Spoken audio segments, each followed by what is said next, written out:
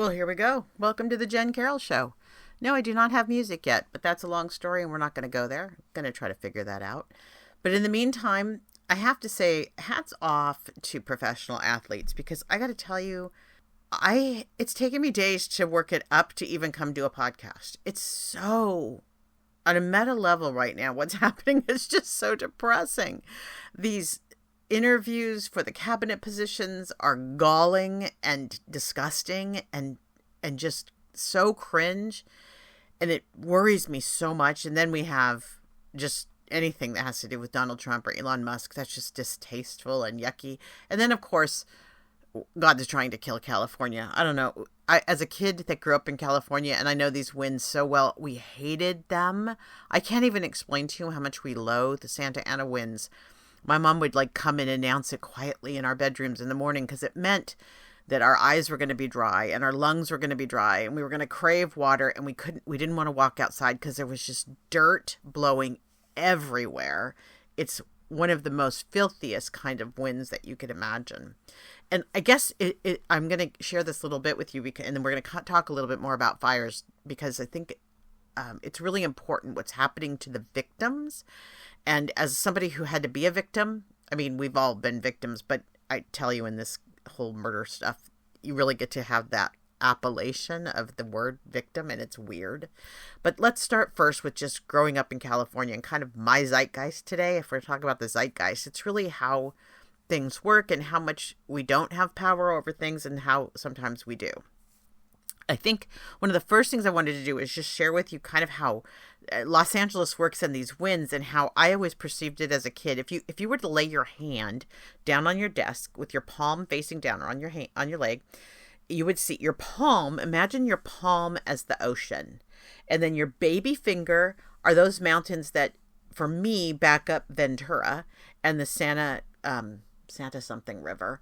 There's a valley there, Santa Paula, Fillmore. It goes out to what was Calabasas. It's now something yuppie that Louis Tomlinson lives in, so my daughter suddenly cares. It's a fake name of a town out there. They built a ton of homes. It's fire country for sure, where Calabasas used to be. It's right where you begin to go up the Grapevine. You might remember that if you've traveled in California. Anyway, there's a first line of, they're foothills. They're not huge mountains. These are they're mountains, but they're not massive like you might think of Rockies, or if you live on the East Coast, you guys have really big mountains. We don't have ginormous mountains until you get to the Sierra.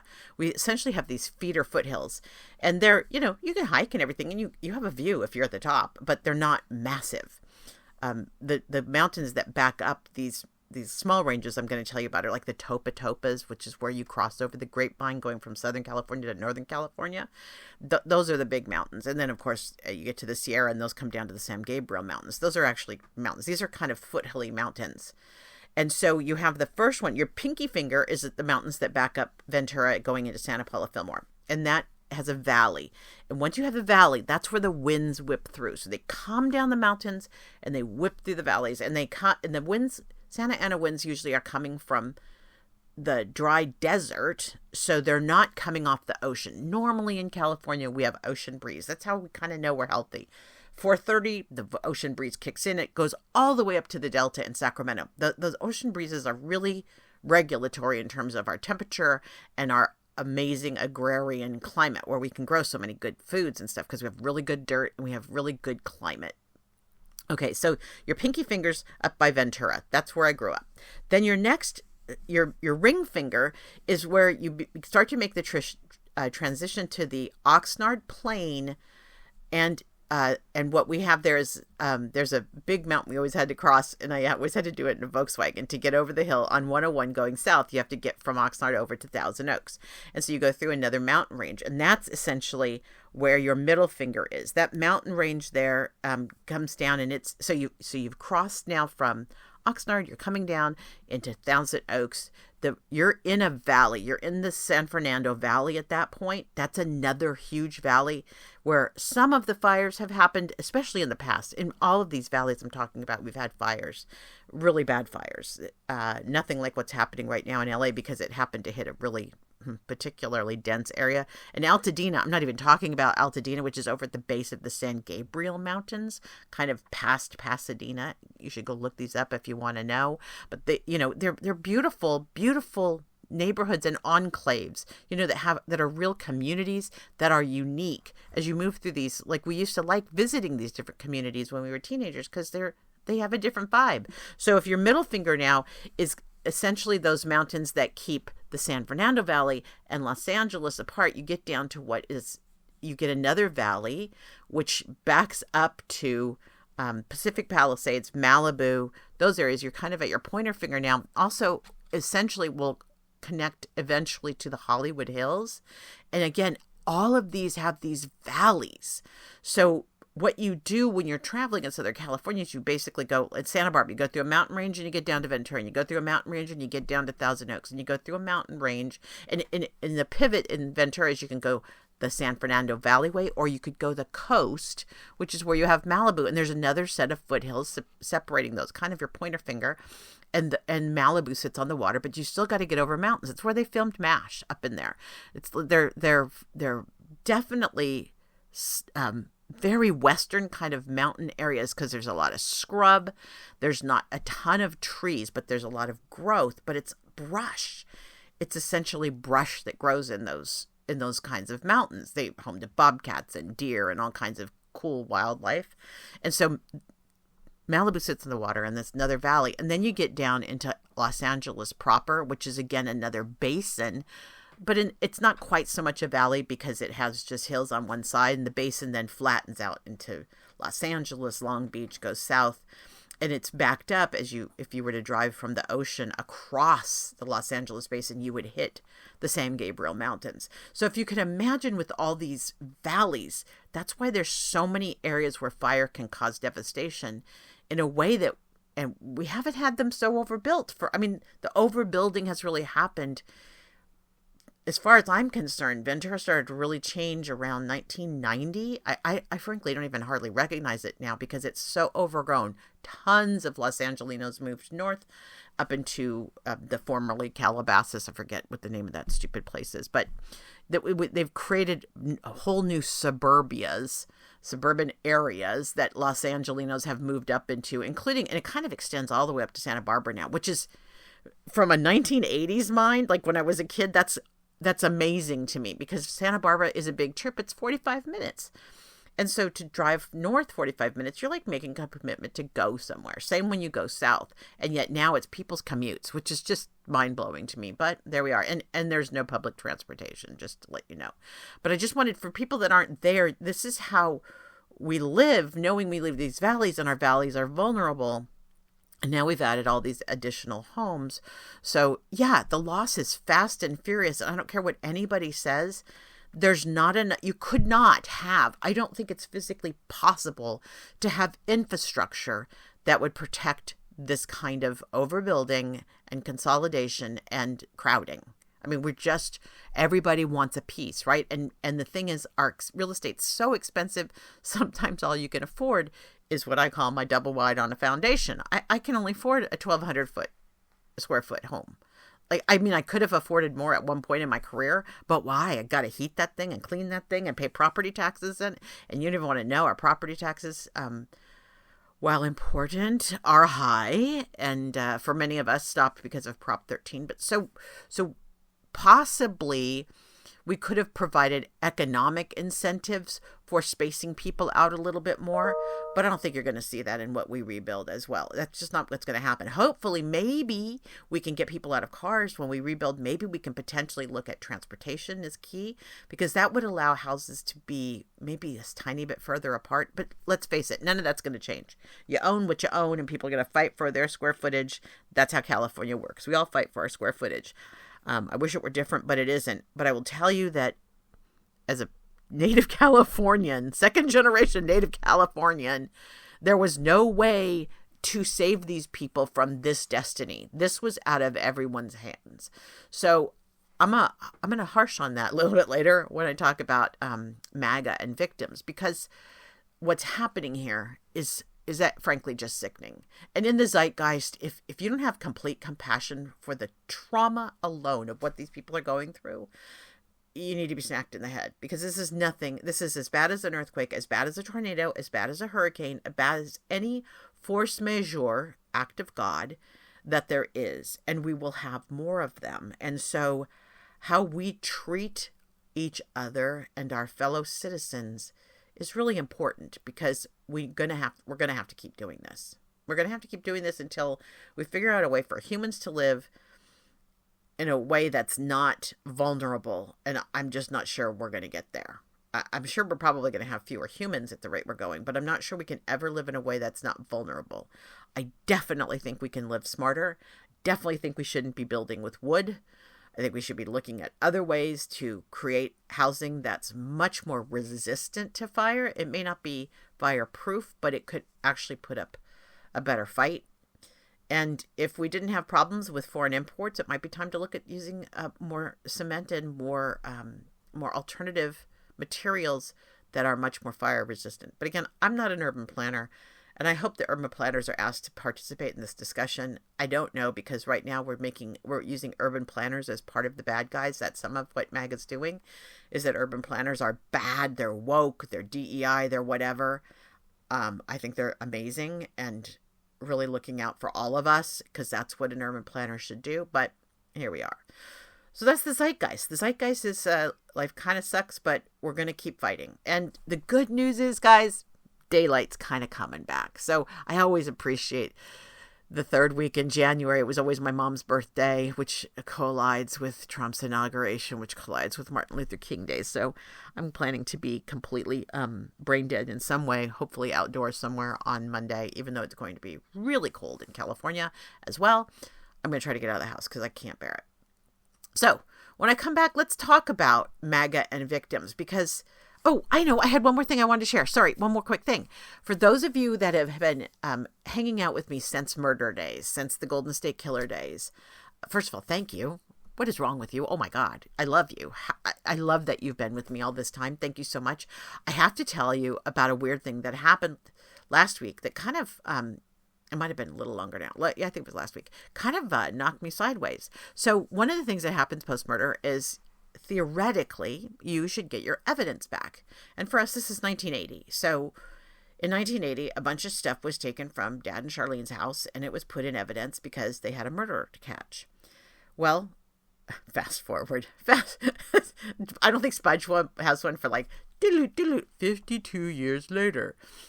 Or 42 years later. Here we are. We're so much later. I think it is 52 years. It's some ungodly amount of time. 42 years later. Yeah. It doesn't matter. It's a huge amount of time. This box of evidence. Now, I want all of the evidence. The only evidence I do not want is biological materials. And I'll just let your brain work that through. What would be biological materials? Yeah, I don't want that. I also do not want, they took the wall in my parents' bedroom, the carpet, and the bed. I don't need those. I do not need those giant things. They took those essentially to layer blood spatter because, ironically, in a murder situation, you still need to know who died first. I do believe they decided finally that they died at the same time because it was too hard to tell, although I'm pretty sure my dad died first. But they got to go look at blood spatter called Dexter. You know, this is completely in the world of Dexter and where the blood went. And so they took the wall, the carpet, the bed. Just, I'm sorry, you just got to imagine an 18-year-old just sitting there going, they're taking like the whole insides of the house out with them. Yay. Okay, that's weird. So what they took, but what they also took, I don't need that stuff. What they took though was stuff on the dresser, things that they thought might have fingerprints, things out by the kitchen, anywhere where they thought D'Angelo touched something and or there was some kind of evidence that could be informative. So I have had at Ventura, Cheryl Temple, who was our prosecutor, had put in an order for the stuff that I wanted returned. And I don't really understand how this worked, and I should have probably been more curious. But I had planned to just hop in the car and head down to Ventura post-conviction. But then this is also the time of COVID, and I wasn't thrilled about traveling down there. Plus, I was financially, as soon as the murder happened, that's when I was terminated. And my finances have been a disaster since D'Angelo was arrested. And I almost want to cry, but I'm not going to because that's too easy for me. But it's been hard. I've had a really hard time since the trial. Just my financial earnings have been a mess. So I haven't really made it down to Ventura. Cut to the chase. They send me a box. Guys, they sent me a box. Let me explain to you. This box is maybe 8 inches deep and probably twice the size of an album cover. So it's not too huge. You can set it on your lap. The cats think it's a great box. Like it's a decent box. But this is not a big box. This is a pretty small box. And I began to open it and look what was inside. Everything is still in its evidence bag. It's funny because this evidence is from 1980, and the evidence bags at that time were brown paper bags, craft paper. And they wrote on the bags when they accessed the evidence, and a bunch of it was retouched when we tried Joe Alsip in 1983, roughly. It's bonkers to me. It's like written on the bag. I get, what the heck? It was years ago before computers. So that's how they did it. But then they re-inventoried things, and a number of the items not only had the brown bag, but they also had a plastic bag. And on there is an evidence marker. And I'll put a couple pictures on the blog just so you can see what it looked like. And the things that were returned smacked me in the head because they were essentially, it's like opening a time capsule, guys. My dad's wallet was in there. There's zero cash, which is weird. I don't know if D'Angelo got the cash or what the hell. It's just weird because my dad, but actually both Charlene's wallet and my dad's wallet had no cash in it. And D'Angelo did steal some stuff. He supposedly stole jewelry, and I guess he stole money if he could find it. I'm surprised coming in at night like that how he could find these, but apparently he was in the house for so long. I'm going to stop saying apparently. He was in the house so long he had plenty of time. That's really the bottom line, and that was part of his MO, was to assault and then take a break, have some food, make himself food, open the fridge. Really, actually just have food. He had the TV on. He would put a handkerchief or some kind of piece of fabric over the TV so it was diffused light. And he would go back and forth and back and forth. So I suspected any of those times he could have easily gone and pillaged and found, wallets and money. But it's odd to me that he took the cash, but like nothing else. So you open my dad's wallet, and first of all, it's filthy. And I cannot stress this enough. Filthy with fingerprint dust. Just coated. Every item in the wallet. The little credit card pocket protector things, it's just all of it coated. Every card coated. So getting it back like that is kind of disgusting to begin with. Like you just, and I don't know if you've ever felt fingerprint dust, but it has a slightly oily base, greasy base. So if you touch it, you got to fight to get it off of you. It really needs like almost Dawn dishwashing liquid. So I don't know how I'm going to clean this thing up. I don't know if I'm going to clean it up. But it was like a time capsule in that it just stopped. Like one of the things that just made me chuckle is he has his calling card. In the old days when we needed to make a long distance phone call and we were not at home where it would be charged to us directly, we had something called a telephone calling card. Yep, telephone. And you would dial in this ridiculously long series of numbers. Thankfully, this kind of kicked it at the same time as push button phones as opposed to the dial phones. On the dial phones, you'd often have to read the number to the operator to place the call. But in the little wallet slot, the little plastic protector with the phone card was a dime. So he could make a real phone call if he needed to make a phone call. Because back then, if you hit a payphone, you needed a dime. Eventually, it went up to 25 cents, probably really soon after he died. But it just cracked me up, something so pragmatic. And then it had a ton of gasoline cards, just a couple charge cards. We weren't a big charge card family. That was just like not a value in our house to use charge cards. And then also all of his membership cards. So it was a trip. Like the life stopped in that moment, which I knew, and because I kept going, it was just a thing that happened. But like, it's so weird to open in Charlene's purse. She had a reputation for this comb, and now I'm going to take you back to the 70s because this is when she was alive in the 70s, and hair was a thing, especially that post-hippie long hair. And Charlene was Jewish and had, I'm going to call it the Jew fro, like anybody with Jewish curly hair. She had naturally curly hair, very much naturally curly hair, which she loathed, and spent every Thursday straightening. And so she would sleep on hair for 7 days. And on Thursdays was hair day, in which she would go ahead and get it washed. She actually went somewhere, typically up to Montecito, to get this done, if anybody following the murder knows this. And this is to make her hair straight and long, because that was the beauty aesthetic in the 70s, was to have long, straight hair. Look like a hippie, just have that crappy hair just hanging down. And so she had this giant comb, and I'll be damned if that comb wasn't in her purse. Also, a ton of stuff that we would now keep in a daytimer was in her purse, in kind of a mess. And one thing in particular really bums me out, and this is where I'm a little bit mad at the police, because somebody clearly went through all this stuff and maybe should have at least said, hey, this isn't relative to the relevant for the murder, but maybe you want this back. It's a voucher for a camera, my dad's really good camera, which, by the way, we never did find because it was getting repaired. I don't think I can go ask for it back. I'm sure the shop is long gone. But like there's something where it just time stopped and the camera's gone. I don't even know if there was film in the camera. Probably not, since it was in for repair. But still, it's kind of sad. So anyway, you find out things like that just have to do with time being arrested. The other thing I found in her purse, and I'm just going to share this because y'all followed the story. Charlene had a boyfriend named Rick Atwood. In her purse, at the time of her death, was a card from Rick. That's a card of affection. It's signed Love Rick. It doesn't have any other words but Love Rick. And it's, I'll put the picture up. It's very 1970s. And an article about him getting a big promotion. And the only thing I find interesting about that, because I don't know if they were still in a relationship at that time. I know he was a suspect for a while as well. We share that. But also there was a lot more reason for him to be a suspect. Let's face it. He was in law enforcement. He could see their home from his office in Oxnard. He had a telescope that could see in the house.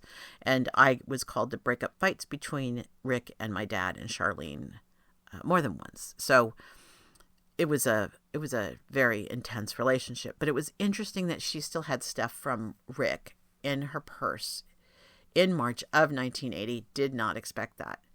In some ways, it's a little sweet. I know Charlene just so wanted to be loved, and I don't know if she ever got what she needed, but I know she got what she didn't deserve. So it's interesting, but it's so not our stuff.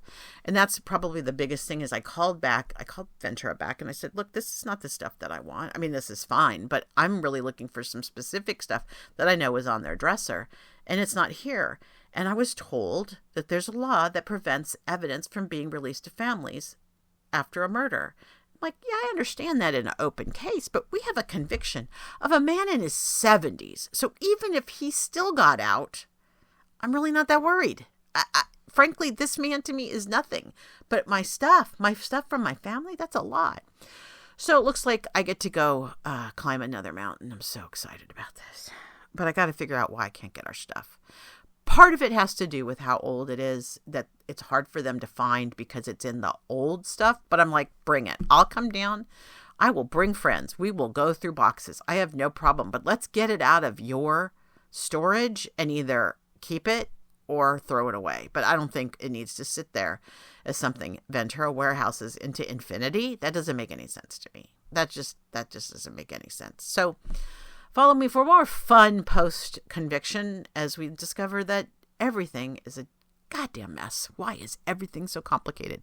I ask that question, I think, 3 times a day, including since I got my new iPhone. Why is everything so complicated? I can't even turn my phone off without going deep into settings. Who did that? And who decided swipe was the thing? You know what swipe feels like when you're pre-arthritic in your wrist? It feels uncomfortable. I want my button back, but I digest. In the words of Brett Terhune. Let's take a break and come on back for victims and MAGA. All right, here we go. So I thought, what's happening to the folks in LA doesn't make sense to me. Why is Twitter blaming them?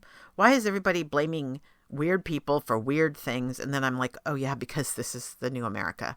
We don't tell the truth. Now everything is just a propaganda opportunity. It's absolutely 1933 in Germany, guys. And we're going to have so much propaganda.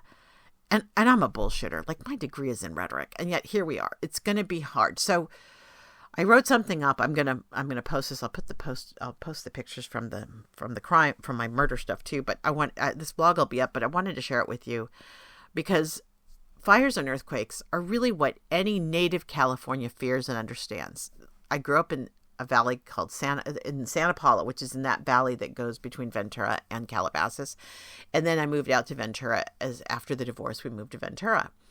And in 1967, my littlest brother, the one who found my dad, he was born. And Santa Paula's hospital set up on a hill. It still does, I guess. I think it does. I haven't been back to Santa Paula in a long time. But Santa Paula is a tiny town. So we had a little hospital. And it's set up on the hill. And when Gary was born, we were up in the parking lot because my dad was there with me and my younger brother, Jay.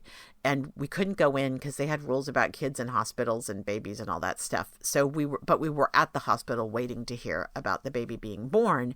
And we watched a wildfire as it was consuming South Mountain just across town. So as you imagine, we're on the north side of Santa Paula up on a hill, and you could look across town, not a huge town, and see the fires right there across the mountain burning. And it was vivid, and I remember it so clearly. It was just such an active fire, and it just was, as a 5-year-old, just almost a 6-year-old, but taking that in and realizing the power of fire, that was really terrifying. And we were safe. We knew we were safe. But I realized that fire is something you have to have tremendous respect for. It is not in any way a toy. I think I've been, the thing that cemented my fire paranoia was working for the state fire marshal early in my career as a public information intern. I was there quite a while, and it was a fabulous experience working for the state fire marshal.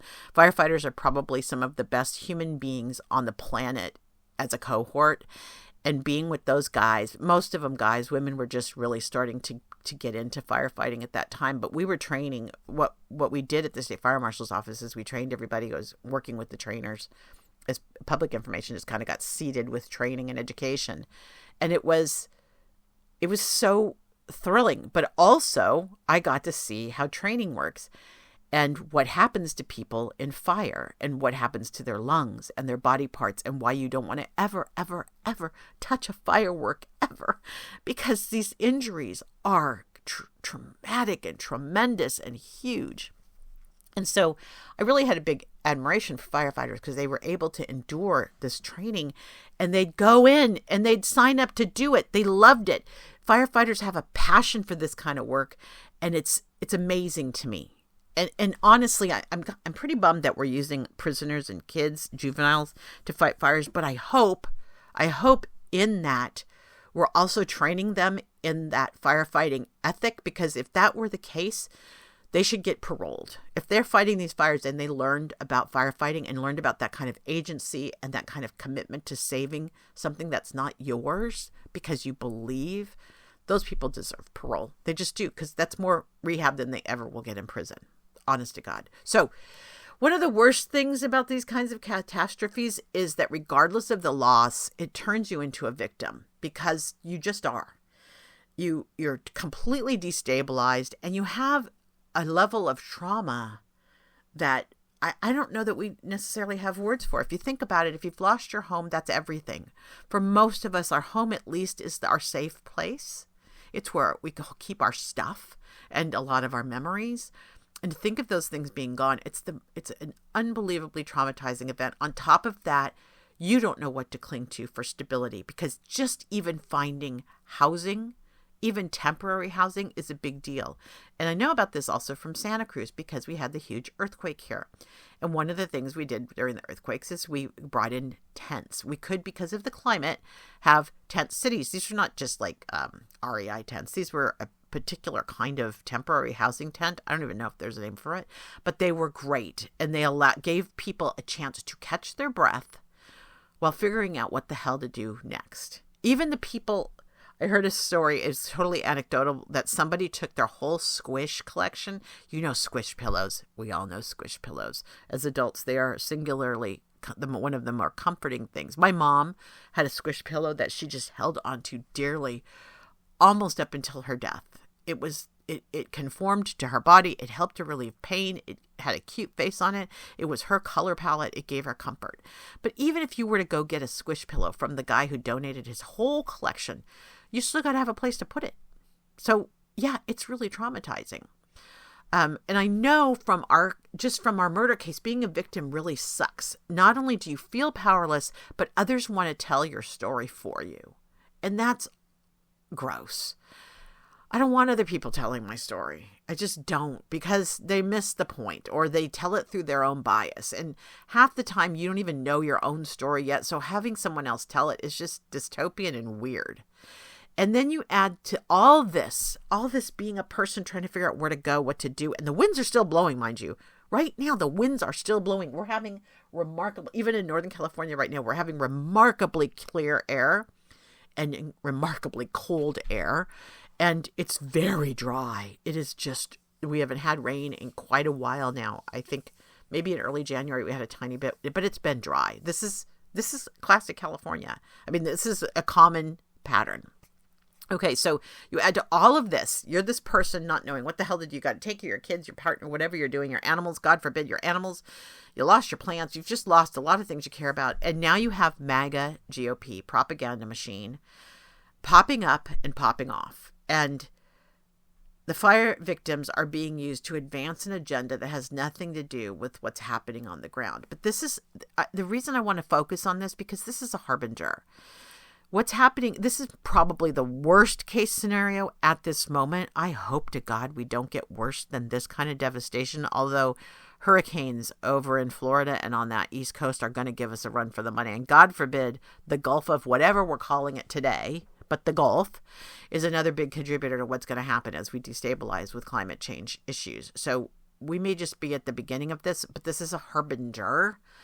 Much like Trump drawing the route of a hurricane with a Sharpie that had nothing to do with science. It's a harbinger of the things to come. And so I thought what I'd do is share with you how MAGA uses a lens, their propaganda lens, that's shaped by political beliefs, media influences, and cultural framing to steal the story from the victims and make it about them.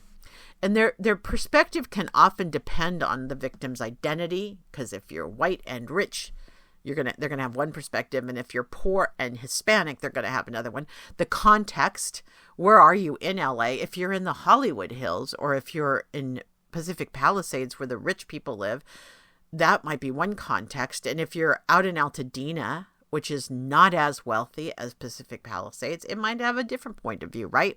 And how they want these events to align with the MAGA worldview. So the victims have to conform to the narrative, or they're not even considered worthy of support. And that probably is the biggest thing that's happening in terms of what are elected representatives. And I'm going to only call that, they are not our leaders. Until I see leadership, these people are not leaders. They just are not leaders. Let's be clear. Leadership is what determines who's a leader. Your ability to take care of others and provide vision, guidance, and not create chaos is what leadership is. So these victims have to conform to a narrative. And right now, even our elected representatives are not supporting them. They're putting conditions on whether they are worthy of support. So here's one of the first tactics, and I've got 4 tactics for you, so bear with me. And they're also in writing if you need to come back and take a look, because I may talk them to death. Sorry, Jen Carroll. I live alone. I'm an extrovert. All right, so the actual event, the fire, the first tactic is to replace the actual event with a manufactured event, which is wokeism, to support the narrative. So the victims are not the victims of fire, according to MAGA. The victims are the victims of DEI. If it weren't for DEI, your house would not have burned to the ground. There could not be anything less true in the current situation than blaming the fires on DEI. The stretch, but let me explain what's happening here.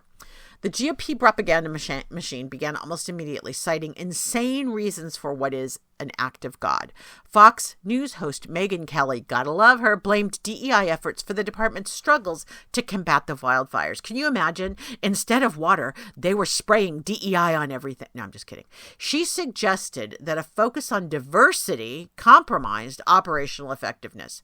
However, experts attribute the wildfires' increasing frequency and intensity to climate change and extreme weather conditions rather than departmental diversity initiatives. That's completely true. DEI is not the cause of anything other than, I think, what is that called? Trump insanity or Trump madness or whatever the hell.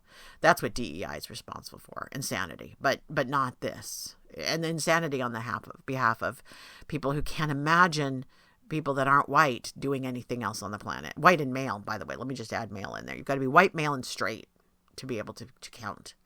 So the kind of propaganda that she's spitting out is inaccurate and non-productive for anyone in the fire zone. But more importantly, of course, it's caused a backlash against the victims that has nothing to do with them. And this is among all people who listen to Fox News propaganda. And these are not, for the most part, they're not, for the most part, Santa Ana wind fire victims. Maybe James Woods and maybe a few outliers like that. I don't know if Scott Bio's house was in jeopardy. I'm not sure. Does he live in a trailer? I'm not sure where Scott Bio lives. I'm a little bummed that James Woods can afford a big house, but in the old days, he used to be an actor and not an asshole. All right, but things get crazier. Let me tell you where this goes when you start to allow for this kind of propaganda to manifest. A talk show host in England, this was a soundbite that was shared on Blue Sky, had to deal with a caller who insisted there's a liberal agenda. Now, listen to this. There is a liberal agenda to tear down existing cities and rebuild, put this in quotes, smart cities. And frankly, we all should know this. This man said that this huge thing was really a master plan, a big psyops to get rid of all the housing that's out there so that these smart cities could be blamed. Now, here's a quote from news coverage of this nonsense. Amid this chaos, a bizarre claim has emerged on social media, alleging that the California wildfires were intentionally started as part of a criminal land grab to construct smart cities under the United Nations 2030 agenda. This was reported in the Hindustan Times because they can still report on things that are stupid. In America, we can't report on things that are stupid because that would be anti-Trump, right? And we know all of our corporate media has signed off on supporting the Trump propaganda machine. So the smart cities conspiracy is a wacky one, but it has legs because the GOP encourages propaganda. So the first tactic is to use complete nonsense to make sure everybody knows that what you're saying is right and whatever else is happening is the result of not doing the thing you think is right. DEI has to go. The second one is to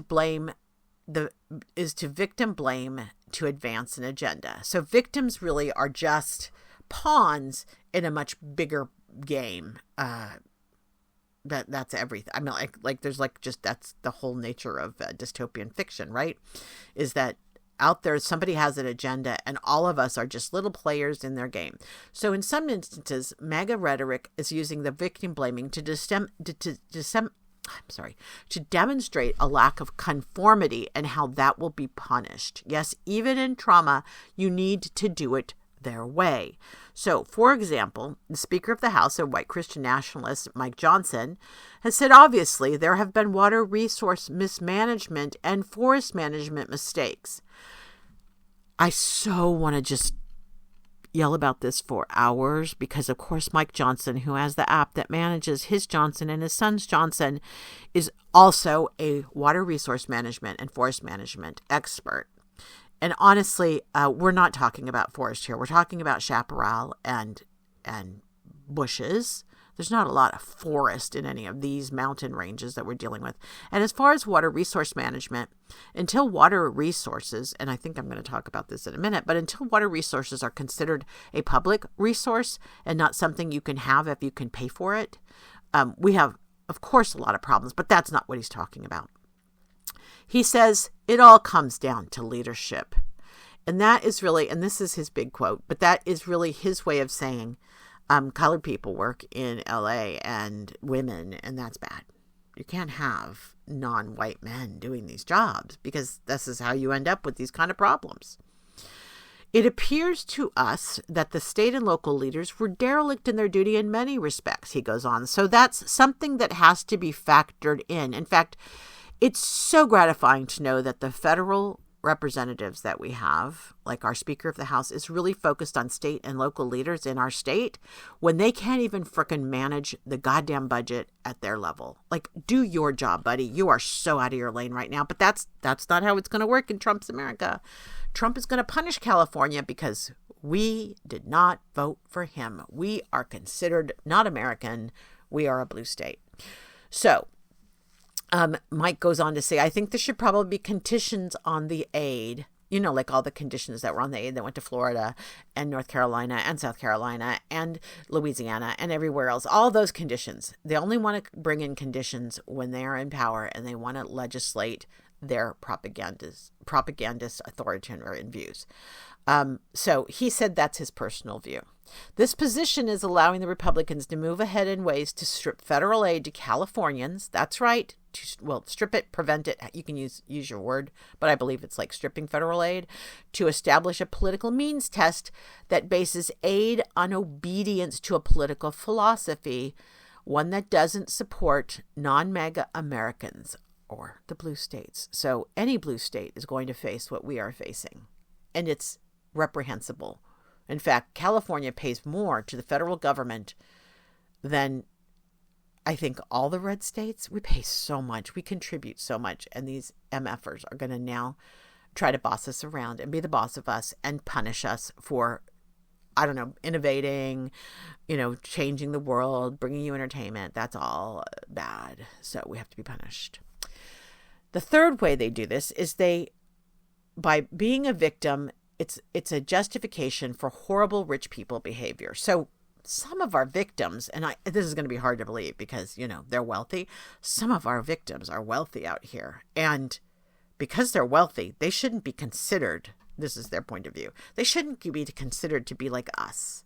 I mean, the wealthy know they're not like us. I can tell you a VC meeting I had with a VC in my face, and I was so clear. He was not like me. It was just so clear. In fact, all my head could do was just go, oh my God, the wealthy are so dumb.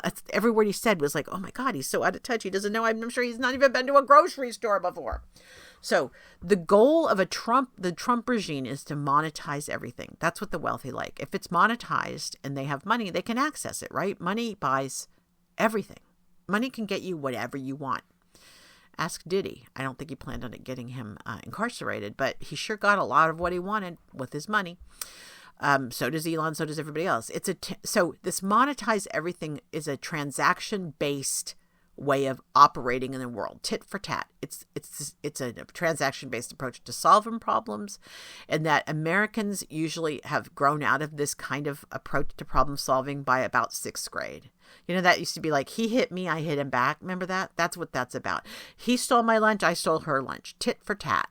It's super, super immature.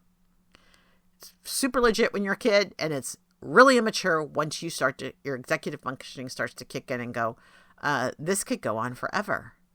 I believe it's one of those War of the Roses situation. Yes, we can always be in a feud. Feuds are not fun, though, and feuds rarely have winners. It's usually a lose-lose. So this is an exceptionally insecure, insincere, immature, disconnected, and opportunistic approach to problem solving. Unfortunately, in this situation, victims are re-victimized by this political game playing and virtue signaling that has nothing to do with the emergency and everything to do with power and control. So we have to do this for the victims is the call to arms, but the actions taken are not helpful, like terrorizing our California's leadership instead of supporting them as they strive to aid victims. In the middle of all this chaos, in the middle of these fires and these people being harmed and tragedy everywhere, and our leaders in California trying to talk to these people and support these people and comfort them, they're dealing with outside asshattery from an administration that's not even in power yet. At the same time, those that are in Trump's back pocket are being used to exacerbate. Why do I use big words when I still have Invisalign teeth? I don't know. Exacerbate the propaganda and create a narrative that public servants were derelict in managing the Santa Ana conflagration. Keith Wasserman is a co-founder of a real estate investment firm, Gelt Venture Partners. And oh yes, there's a link to his business in the blog. And I got to tell you, take a look if you want to see what wealth really looks like. He provoked fury after a post on X asking for private firefighters to protect his land in the A-list neighborhood of the Pacific Palisades. So here's the deal. I don't have a big problem with hiring private firefighters, but there is a problem in hiring I don't have a problem in hiring them, except there is a problem in hiring them because when in working for the state fire marshal, one of the things you learn about how firefighting works is it is one master class in effective communication. Man, firefighters are good communicators, and they've got to know what they're doing. They actually are firefighting strategies, and I do believe private firefighters are aware of, I hope to God they're aware of those firefighting strategies. If they're not actually firefighters, that's a problem. If they're just hired meatheads that want to point hoses at things, that's a problem. But if they're trained, they're going to understand there are strategies. But the thing is, it's a shared strategy, and it's managed carefully because it has to access resources. And if there's no trust because you've thrown private people into what is otherwise a highly coordinated and highly managed firefighting effort, then you've broken down trust, and the private actors can then go in and make these problems so much bigger. But of course, I throw in here, more money, more problems, because now you've got rich people deciding they're just going to solve it themselves like some kind of rogue individualist, completely bypassing all the parts that, like, no, firefighting has a strategy, which I'm sure they're morons and don't even understand that because they've never been curious, and they have wealth, and they don't care how things work, because for them, things work because of money. They don't really care what else. If money can manifest, then what does it matter if they understand how things work? So interestingly, Kim Kardashian is mentioned in this article about Wasserman and the other really rich people. And she was evoked as an example because she was, all of us growing up, she was repeatedly asked to conserve water. Like all of it. That's not her in particular. All of us as in a lifetime, in our whole lifetimes, have been trained to conserve water in California. But we have a lot of wealthy residents in California who would rather everyone eat cake, like meaning I can afford it, I can have it, and take no personal responsibility for conservation. Guys, I don't turn the water on when I brush my teeth, and I still don't flush every time. Now, I do live alone, so I'm granted some grace there, but I'm telling you, water is like gold in California. So with Kim, strict water conservation measures had been in place since 2022, and we kind of ebb and flow on this in California. We've had times where we've really had to lock it down because we had bad years in a row with no moisture whatsoever. So in 2022, they really started conserving carefully in Southern California, and residents were restricted to watering their gardens twice a week for 8 minutes. That's actually, if you think about it, that's actually still a lot. Watering gardens for twice a week for 8 minutes is a lot of gallons leaving. Kim Kardashian was fined for going over her 2022 water allowance by using 232,000 gallons more than her allocation. Seriously, what do people do with all this water? I don't know. I still cringe when I see someone filling a bathtub and they don't live in Oregon or someplace where water is abundant. Canada, go have all that water. Northeast, you guys have water. I remember when I was in Vermont, I'm like, I'm taking a shower and a half. I'm in Vermont. There's water everywhere. It was pure gold. Katie went to school there for a semester. I love Vermont for the water. But here, no, that doesn't happen. And I don't know what you do with 232,000 extra gallons, more than her allocation. So here's the deal. Kim responded. She took responsibility and she installed water-saving measures. And one of the neighbors says Ms. Kardashian was told to cut back on water precisely for this situation, to preserve it to fight fires. And not Kim Kardashian, but many others carried on watering because they could afford the fines. I can have it if I can pay for it, is the mantra, and it should never be applied to limited public resources. So the point here, this was that victimization becomes a way to justify rich people behavior. I'm a victim. The fires are coming. I'm bringing in private firefighters. And it doesn't matter if that's actually detrimental to what's going on. I'm a victim. I couldn't have all the water I wanted. Can you believe it? California limited my water. And so I have the money, so I'm just going to use more. And there is a story going around about a billionaire couple who absolutely hogs and uses more water than whole cities. And we don't stop them, and I don't know why. I simply do not understand how water rights don't belong to the state of California as part of our inherent like our dirt, like it's a resource that belongs to California, and you can't just use it because you want to.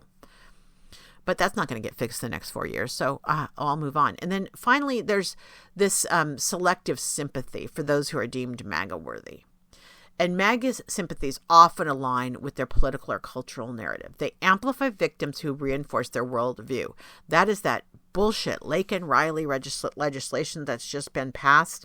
They picked out a poor Laken, and I don't even know if Laken-Riley's family wants all this, but they picked out one victim, and they basically have exploited the hell out of it just so they can prove the narrative that there's a brown person who was bad and did a bad thing, and all brown people, by extrapolation, are therefore bad. That's what they did to Laken-Riley's family.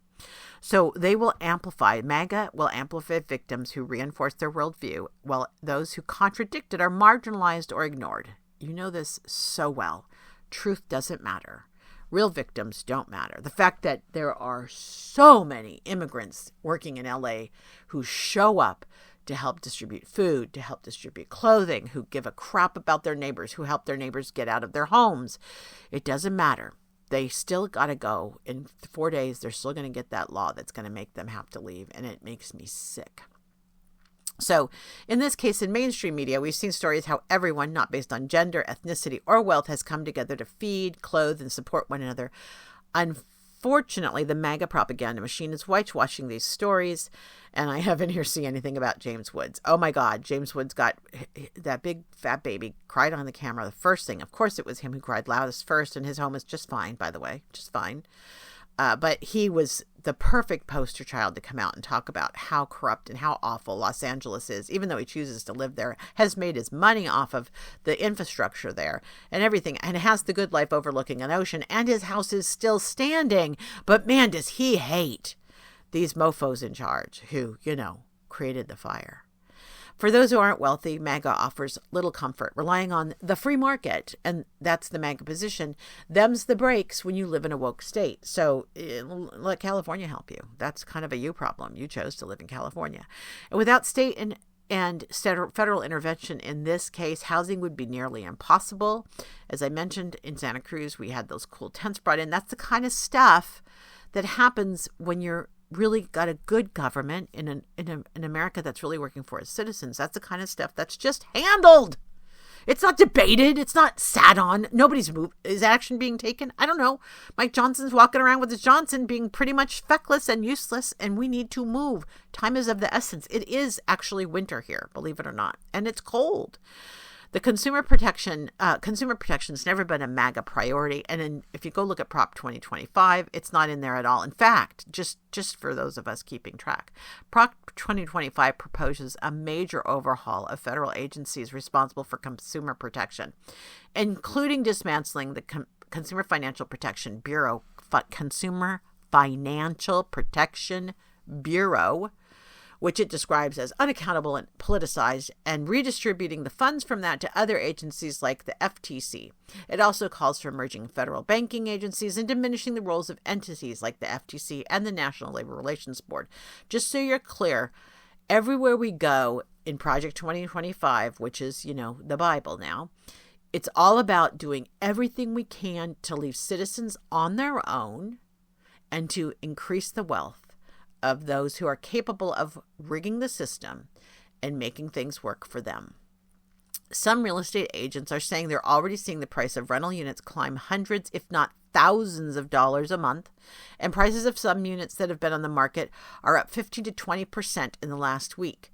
So we have a big problem with price gouging, but also we have a problem with just supply. There is not enough supply for the demand. So we're going to need some kind of temporary housing. We're going to need it now. And all this stupidity is not helping a damn thing. It's making it worse for Californians. And it makes me sad because any blue state now that goes through some kind of force majeure is going to have to deal with this kind of transactional support. It's literally why I have loved living in a democracy, is I know my ass is potentially covered if I got in trouble. It's not the case anymore. So the problem is MAGA propaganda is really re-victimizing those that are already traumatized by the fires, and they may not even be able to understand or cope with what's happening right now. In fact, I suspect, because I know with the post-earthquake, It was just confusing. Communications don't work as well. I don't know how. I think communications are seriously screwed up in those areas down there. Cell towers burned down. All those things, they break. And so you're already at a disadvantage of understanding and knowing what's the truth. To have your actual federal government come in and add a layer of nonsense to this is just mind-boggling. The misinformation and these priorities based on wealth and not people will have significant political implications. It reinforces this MAGA bias by prioritizing narratives that support their group identity and dismissing others as unworthy of sympathy. It also allows MAGA to justify hardline anti-citizen stances on resources, climate change, and resilience. They're going to stand opposed to those things. Read that again.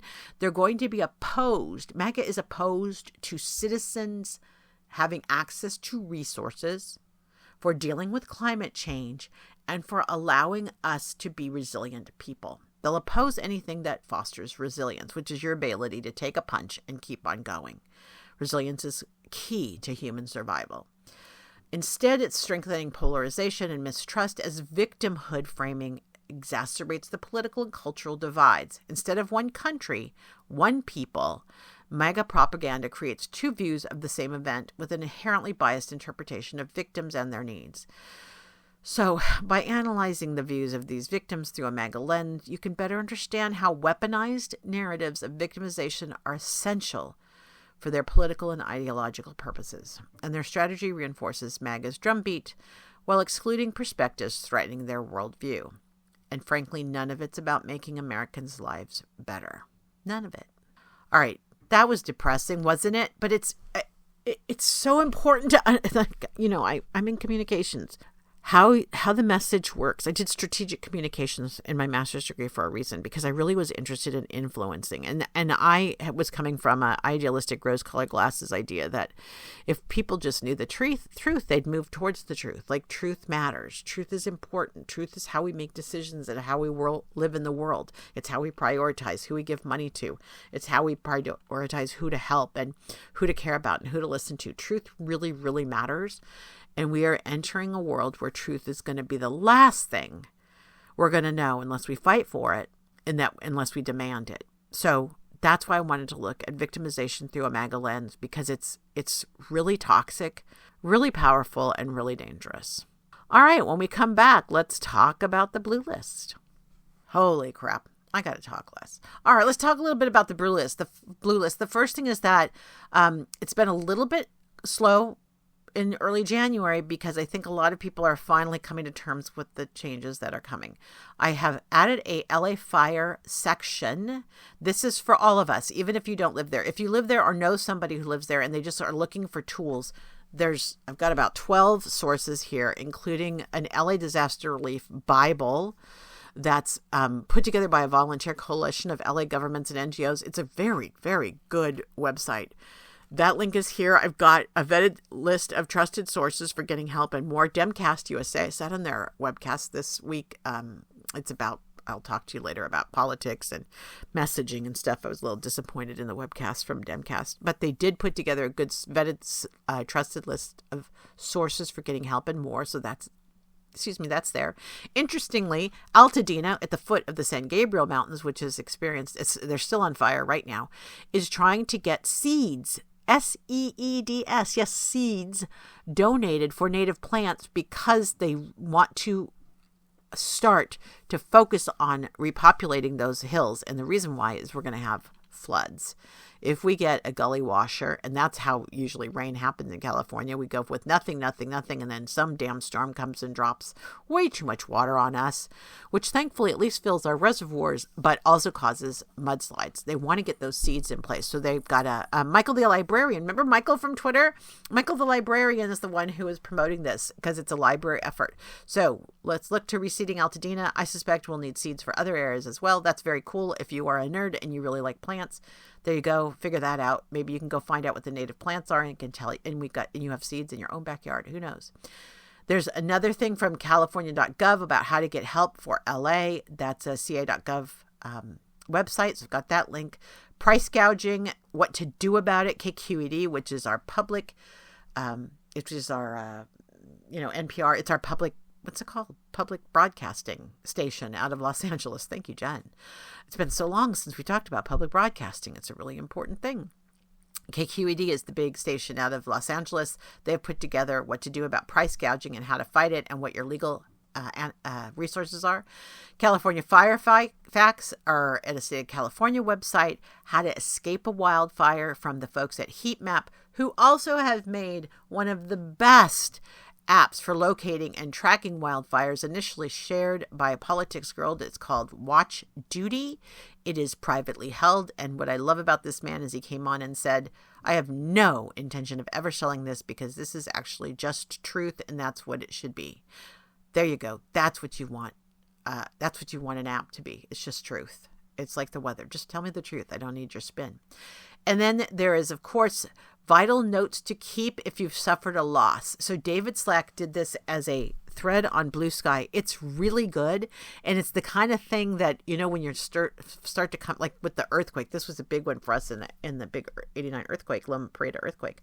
I had a ton of damage and you have to start documenting this stuff. So take a ton of pictures, how to keep the notes, and the notes you keep are progress notes. It's not just what you've lost. It's who you contacted, how that meeting went. You're going to have to be a secretary, and a scribe and a diarist, because you're going to need to keep this stuff, a diary of what's going through. Because you know what? There's not one insurance company that's here to make your life easier. They're just not. So you're going to need to keep notes. That's really important. And frankly, you can use those documentation tips for any kind of loss that you go through. And then finally, of course, where to donate. Organizations who use the donations effectively, provided by, I believe I got the Times on here. I think that's the Los Angeles Times. I'm not sure. I will even include on these list items, things that are gated, that have a paywall, because some of you subscribe. So I don't want to prevent that, but if it hits a paywall, I'm sorry. Sometimes I try to find an alternative as well. If somebody's posted a non-paywall link, I will put that one up here because screw you, this is life-saving stuff and I want this to be accessible. A couple more items that have nothing to do with the fires. We have a amazing interactive map from ProPublica about how climate change will affect where you live in the U.S. It's a little broad, but it's enough, and it really will help you understand how you're going to become more of an arid desert or a lush forest. And when I say both of those, I mean in extreme. So take a look at that from ProPublica if you'd like. We have something from the big picture George Takei shared, surviving the next 4 years. And then The Verge has published something about how to delete Facebook. There is another one out there. I've got to go find it. That was the second thing about how to download all your stuff from Facebook before you delete it. And they had an easy fix. So I might be able to get that added if I can find that link. And then finally, one for from the United Farm Workers, which is going to be really important starting next week, which is what to do if ICE shows up at your job. And I'll tell you this is one last thing. My poor mama, who is going to, the anniversary of her death is coming up, but the anniversary of her diagnosis is almost imminent, and that one's really killing me. But this was a traumatic thing for my mom. She worked at the State Attorney General's office in California, and at that time, one of her co-workers was, I don't know what the word is, captured by ICE. Real time in front of her, a man she really adored. He was taken away. They came in, got him, and took him away. And that bothered her so much. That I think that changed her in ways that she didn't expect, because she'd never seen a human just taken away. And she's older. She knew about World War II. I mean, her parents worked on that war effort. And yet here was a person who was doing work at the State Attorney General's office in California doing their job, and ICE came in and got him. He was deported to the Philippines. That's where he was from. I don't know whatever happened to him, but that one made her so sad. And so we're facing that again. I know what happened in the first Trump administration really tore her up as well. But this one, it's going to happen, guys. So it's important that all of us on this podcast also know what to do if ICE shows up at work and it's not for us. It's for the people we care about. So we owe it to our friends to be up on these things. All right. Before I get super emotional, because it's all emotional now, guys, isn't it? It's all emotional.